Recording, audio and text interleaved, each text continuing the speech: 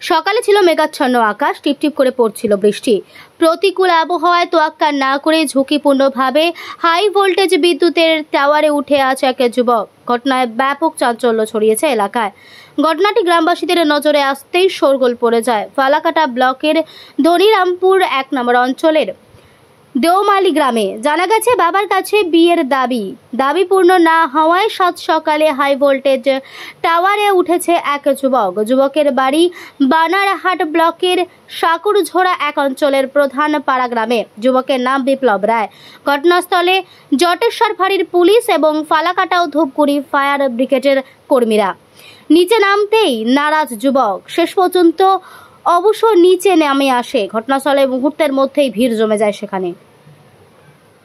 Bureau report, channel 24 নাও, সত্য কথা সবার আগে।